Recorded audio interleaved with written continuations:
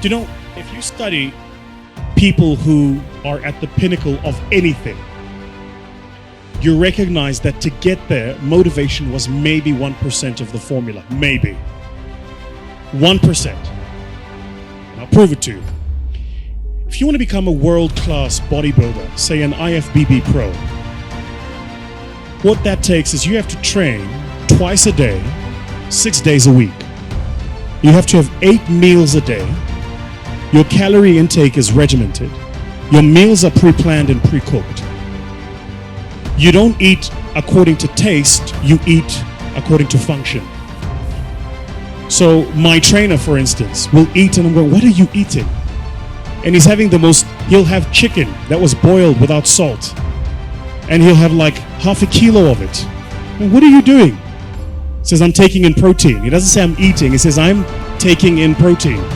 For him, it's functional, it's not taste-based.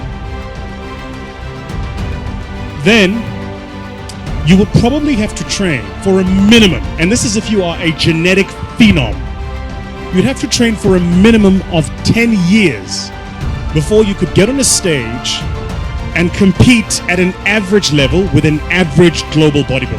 Average. Okay. So why am I telling you this? All of us here at the beginning of a new year write these things called New Year's resolutions. And then New Year's resolutions, number 1, make more money. Yeah? Number 2, change my boyfriend. Number 3, get into shape. Yeah? Number 3, get into shape is somewhere in the top 3. So what do? You go to the gym, you get a gym membership. Yeah?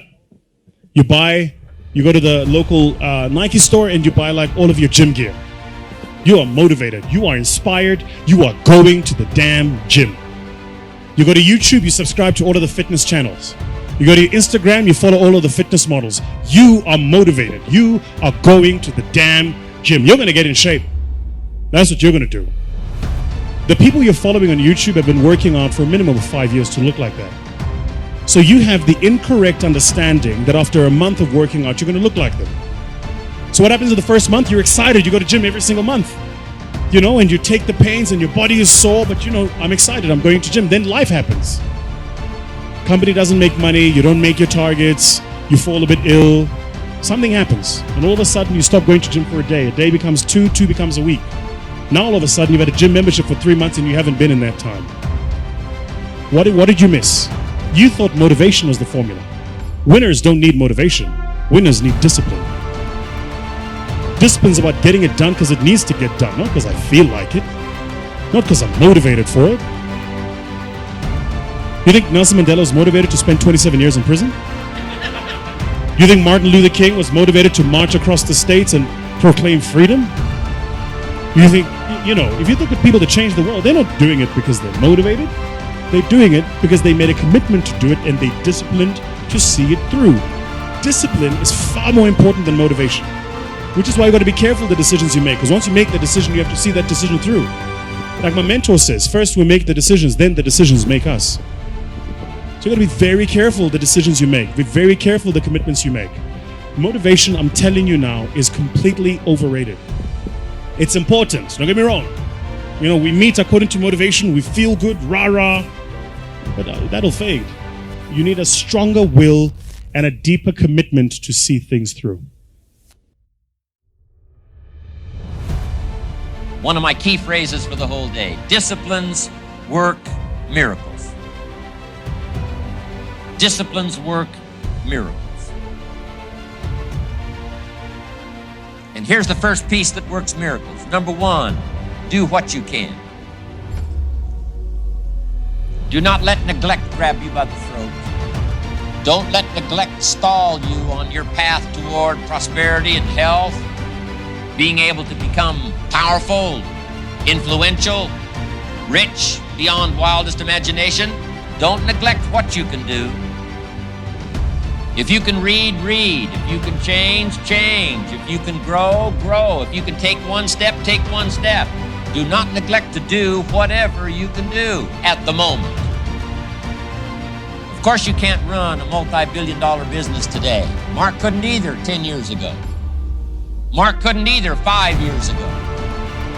But I'm telling you, today he can do it because step by step, year by year, he took on what he could do. He didn't neglect it. He did the meetings he could do. He made the calls he could make. He read the books he could read. He took the classes he could take. And step by step, he got himself ready. I'm telling you, do not neglect to do whatever you can do because it'll work miracles. Of personal development first, productivity second. Now, do what you can. Here's number 2, do the best you can.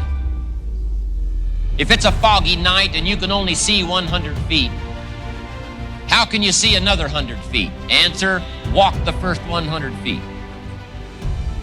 Walk as far as you can see, and then you can see some more. And walk as far as you can see, and then you can see some more. So what you've picked up here, just do it as far as you can see it. And I promise you, if you'll execute as far as you can see it, you'll be able to see more. Do that, then you can see more. And finally, get in tune of doing the best you can. And you'll have the activity that'll develop the disciplines that will set this sail so that you can say it doesn't matter how the wind blows. I'm prepared. For some people, they see discipline as sort of an ugly word. Don't talk to me about discipline. But what you must understand is discipline is a most incredible creative force. Discipline builds a career. Discipline develops good health. Discipline forms the most incredible marriage. Discipline puts together a friendship that won't quit forever.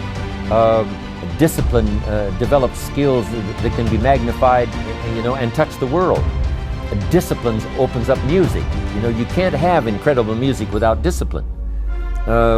In fact, we call them the disciplines. We call architecture and music, and we call playing an instrument. We call sculpturing. We call painting. We call writing, composing. We call those the disciplines. And the disciplines gives us the indication that yes, it doesn't come except by discipline. But it also means that the discipline is the open door to the creative process to turn nothing into something and to turn imagination into reality. So here's what you must learn to do: appreciate the disciplines and welcome the disciplines. Here's a good question to ask. What other discipline could I begin that would open up a whole new expression in my life of turning imagination into reality? Without discipline, there is no enterprise. Without discipline, there is no magnificent structure. Without discipline, there is no music. Without discipline, there is no health. Without discipline, there is no advantage. There is no future. So discipline is all when it comes to imagination, having something real, believing in it, and turning it into reality. The key to development is to be all that you can possibly be. I don't know what your talents are, I don't know what your skills are, but here's what I probably am right on, that you're behind on an accelerated effort toward your full development. I would suggest that. Now, for some of you, I know that's probably really not true. But even as I look at my own life, because I'm tempted to procrastinate just like everybody else. I should have written 30 books by now. I've only written 4 or 5. I should have done a lot of things, but I haven't. I got distracted, and all of us, have these challenges. But what could I become? What could I become? I had one of my dearest friends. I've lost him. He died at age 53. One day, and he drank a little too much. David drank a little too much, but he did all kinds of things. He was a builder, and he was a dreamer, and he did a lot of things. But his drinking sort of kept him in a fog for like years and years. About 6 years ago, he was sitting at the yacht club, and he was in a fog, and suddenly it occurred to him, I wonder what I could have accomplished all these years if I hadn't have been in this sort of foggy state. And he said that did it. And the last 6 years before he died, he was free. And he accomplished some incredible things that last 6 years. Being all that you can be and not let habits drag you down. Not let things, sidetrack you from the full development of what you have the capable of being. What all could your heart encompass if you really had the chance and you really had the disciplines and really got to it? What could you really become? What could you earn? How healthy could you really be? How many books could you write? How many poems could you write? So here's what I would ask of you. If you feel that you're a little bit stalled, wherever you are in your progress, I'm asking you to correct that. I'm asking you to see if you can possibly be on a more accelerated track toward your possibilities and your full development. Here's what life is all about: to become all that we can possibly be. The full development of all of your potential, that's number one. Number two is the wise use of all of your resources. That's what life is all about. Discipline. If there is a magic word that stands out above all the rest, this is the one: discipline. Discipline is the bridge between thought and accomplishment, the bridge between inspiration and value achievement, the bridge between necessity and productivity. Remember, all good things are upstream. The passing of time takes us adrifting, and drifting only brings us the negative, the disastrous, the disappointment, and the failure. Failure is not a cataclysmic event. It is not generally the result of one major incident, but rather a long list of accumulated little failings. Failing in life is failing to think today, failing to act today, failing to care, to strive, to climb, to learn, to keep trying day by day. If your goal requires that you write 10 letters today and you write only 3, you are down 7 letters. If you want to make 5 calls and you only make 1, you are down 4 on calls. If your plan calls for saving $10 today and you save none, you're down $10 today. Now the danger is looking at an undisciplined day and concluding that no great harm has been done. It doesn't seem like such a bad day. But add up these days to make a year, and then add up those years to make a lifetime, and perhaps you can now see how repeating today's small failures can easily turn your life into a major disaster. Success, on the other hand, is just the same process in reverse. If you plan to make 10 calls, and you end the day making 15, now you're up 5 calls. If you then get up a few on letters, move up the savings numbers, you can see what a massive difference it could make in a year, and what wealth and accomplishment awaits for a lifetime.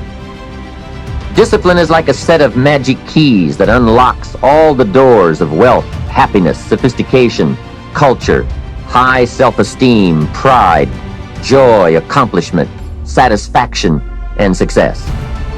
The first key to discipline is awareness of the need for and the value of discipline, and especially the discipline to make the changes. What will it take? What must I do?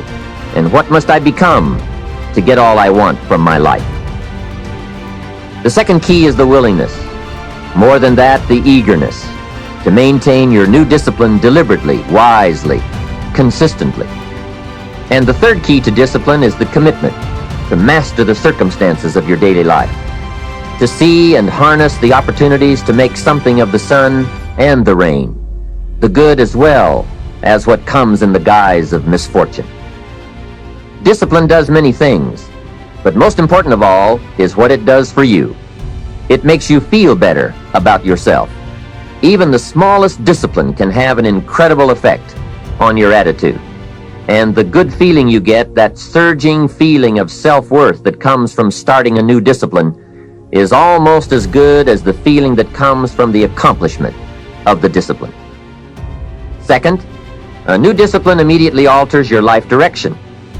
You don't change destinations immediately. That is yet to come. But you can change direction immediately. And direction is very important. Third, discipline cooperates with nature. Everything strives. It is a common life function. How tall will a tree grow? As tall as it can. Everything strives to become all it can possibly be, And that striving to become is what discipline is all about. Disciplining ourselves to fulfill our natural potential to become all that we can be.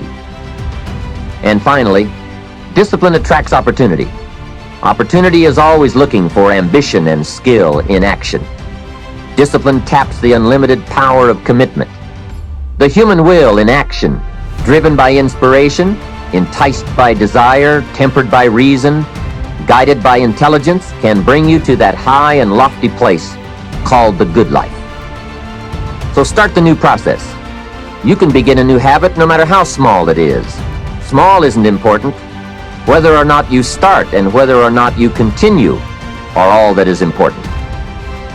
So to have a prosperous life, start a prosperity plan. To become wealthy, start a wealth plan. Remember, you don't have to be wealthy to have a wealth plan. A person with no means can have a rich plan.